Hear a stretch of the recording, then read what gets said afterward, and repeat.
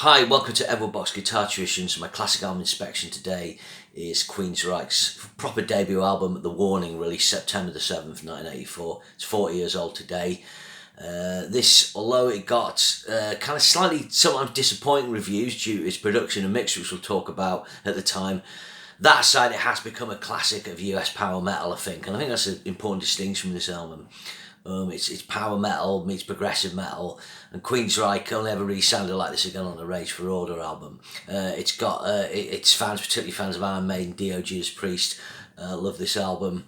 Let's kind of dive into it. So basically, Queensryche used to be called The Mob. I can't remember what happened with the lead singer situation. It's worth reading their biography, but they were practicing really in Scott Rockenfield's basement as a four-piece, and they managed to persuade Jeff Tate to sing on their demo.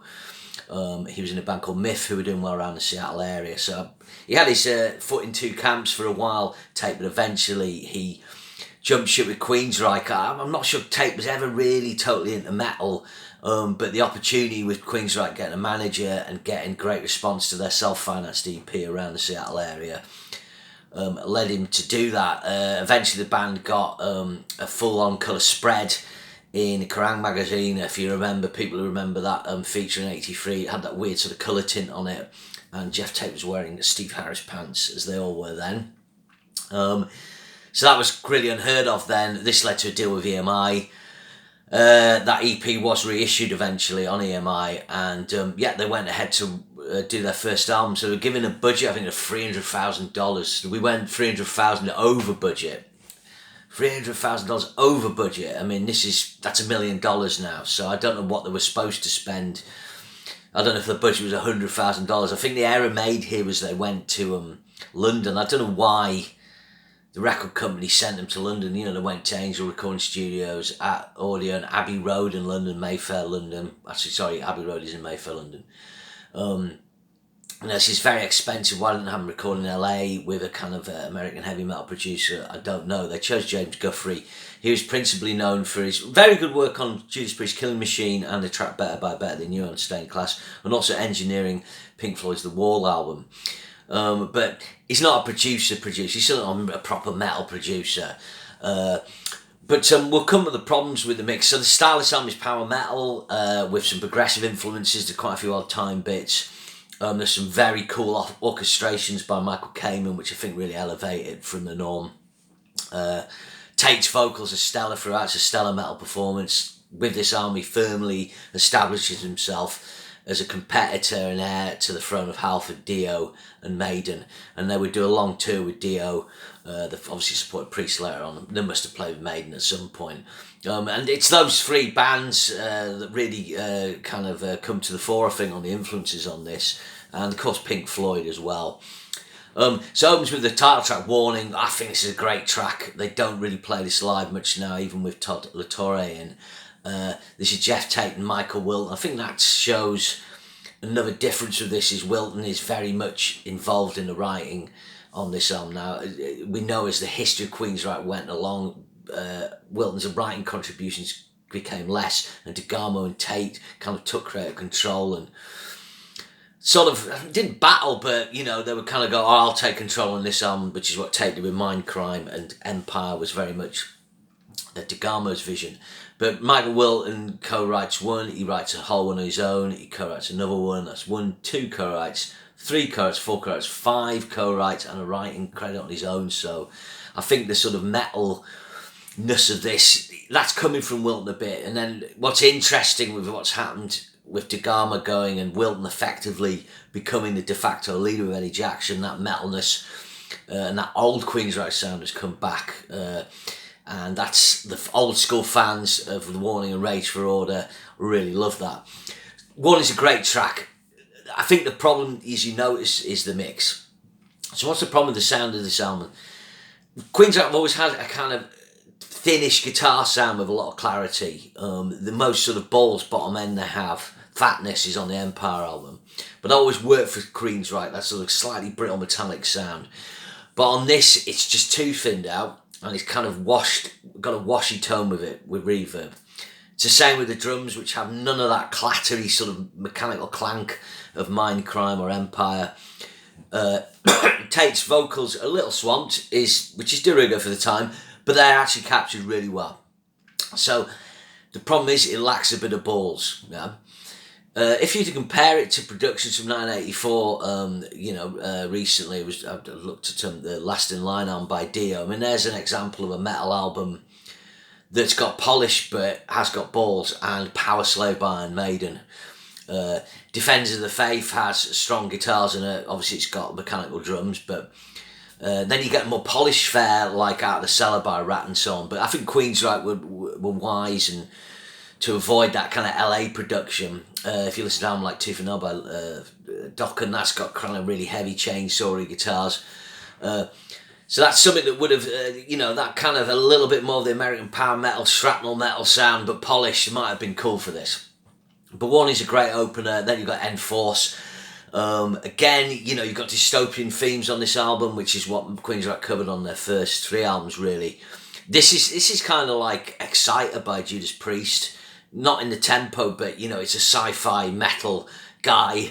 Enforcer! This is written by Chris DeGarmo. I like this. It's a great track. It's got those really cool tubular bells at the start, which must have cost a lot to record, I think. And it's got quite a cool little post-credit bit with acoustic guitars, a bit like The End of Heaven and Hell. And it's kind of like I think the lyrics are like the township or village who's been attacked by Enforcer, mourning his destruction. It's all very heavy metal. Track 3 is the one written slowly by Will, and it's Deliverance. This is probably the weakest track on the album, but it's decent. It's kind of up tempo. It's only 3 minutes 21, quite a bit of energy. And then you got the excellent No Sanctuary. This uses a sort of multi-led vocals in it. It's got really cool orchestrations in the middle. DeGarmo and Tate write this, and you can hear their sort of writing partnership on this. This is the kind of epic spread that they will bring to tracks like The Mission and so on. 6 minutes of 5. Then you've got like probably the track, one of the most well-known tracks off the album. This is NM156. I really like this track. It's a really clever track. I'm maybe kind of tired of hearing it a bit live sometimes. It's not as melodic, but it's quite clever, the riff. It's got this kind of rolling 16th note riff, and you've got, I think it's 12/8 time actually, I tell a lie. DeGarmo Tate won't write it, but it's kind of getting into that cyberpunk and computer technology, human William Gibson thing.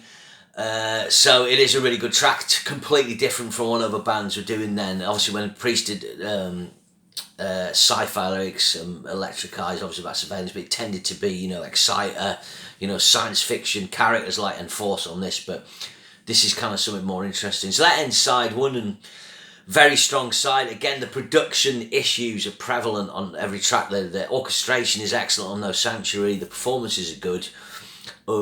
It's just muffled. It's got lax definition.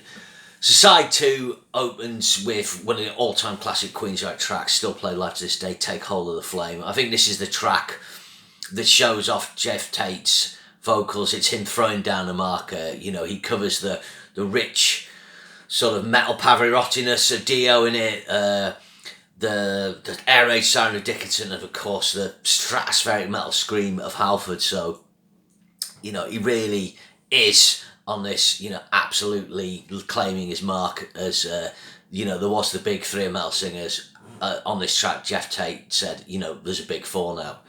And, it wasn't like, in tennis when Andy Murray had less Grand Slams than the other guys, Tate, he's got his legacy as well. Brilliant track, really good. Again, the mix is probably a little better on this, but not as much. So interesting, this is credited to DeGarmo Tate as well. Next track's Before the Storm and Child of Fire. These are both Tate Wilton compositions. I think what's interesting about these tracks is they're kind of forgotten about. But I like them. I think they're kind of 6, 7 out of 10 tracks. But what's interesting about these is the mixes on these are superior. The sound of these tracks reveal how the album could sound. The Before the Storm has quite a tighter guitar sound with a little more drive, which works really good. The drums have a bit more attack and there's a little less reverb.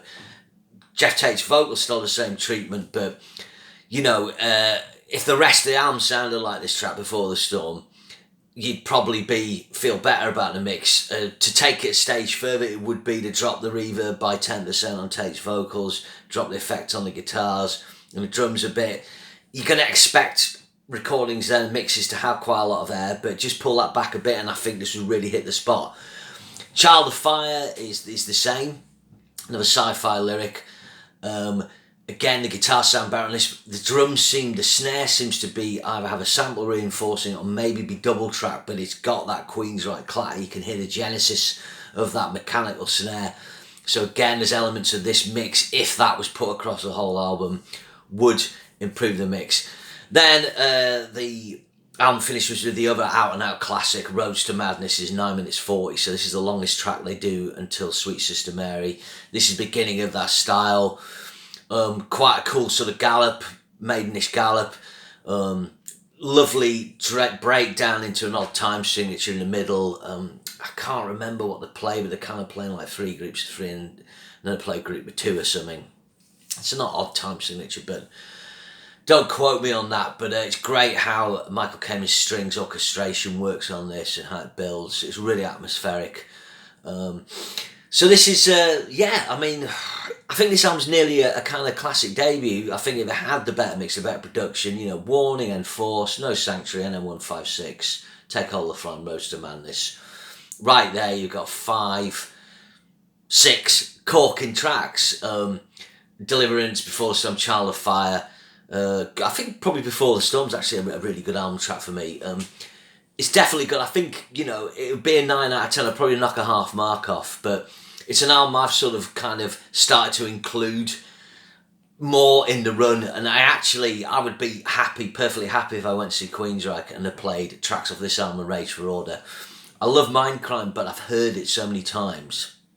I've seen it played live in perfection. I kind of don't need to hear those tracks again. And the same with the Empire one. So for me, you know, if the Reich wanted to do a kind of, you know, real metal set, a real metal festival, you know, if they just played like a couple of like metal-y tracks of Mindcrime and Empire, I would be happy to hear more of this stuff. And I think one of the reasons the break with Jeff Tate happened, they realised the type of audiences they were playing to. They'd lost those fans, I think, who kind of joined when Mindcrime got big and Empire got even bigger. And you found the fans that were coming to gigs with the diehards had been there from the start and wanted this material. Of course, Queen of the Reich would be another track that played live of this ilk. And The Lady Wore Black sometimes, Night Ride and Blinded being the other tracks on the EP. Interestingly enough, the track Prophecy is used as a bonus track on the CD. Now, this was recorded, mixed at the time of the Rage for Order sessions, but it's too sort of 12/8 metal. It's more in the style of this album. I'm guessing I had the track around this time. But what's interesting is when you hear the mix of Prophecy, you realise how awesome The Warning would have sounded with Neil Kernan at the desk, if only they'd teamed up with him on this album. In actual fact, as much as I love Peter Collins, I love what Neil Kernan does as a producer. I prefer him to Peter Collins. So, really good record, a really good debut. You know, almost a great debut, a very good debut. I think time's been kind to the songs, has been kind to the style. And we can forgive the mixes. I think people at the time, the critics, were expecting this great leap forward from the right, from the demo. And what they got was a greater sort of, you know, the strings, the performances, a better sound. But they still hadn't found how to get that, you know, punch to their tonality, as it were. So, yeah, I think that some guy, Val Garay, did some mixing on this, and I think he's responsible for messing up. But I think the thing is, I'm not sure Guthrie got the sound at the source, and when you you record, if you don't capture the sound at the source, particularly in pre-digital times, it's very hard to mix that out. You can disguise it. You can disguise a guitar sound not having a lot of punch, or drums, you know, being a bit tinny or whatever, but it's hard to get it out there. It's worth listening. if you're interested in remixes, listen to the 2 mixes of Built to Destroy by Michael Schenker, an album that was badly mixed at the time. If you listen to the American remix, you'll hear how it sounds a bit better, but not much better. Then you get an album like Slide It In by Whitesnake, which has a kind of open, very live Martin Birch mix and a more narrow, polished Keith Olsen mix. Both good, but it's recorded well at the source by Martin Birch, and that's why that album has a good remix as well. Okay, I think we'll leave that there. So remember to share and subscribe, and check out The Warning by Queensryche, and I'll see you again. Thank you very much.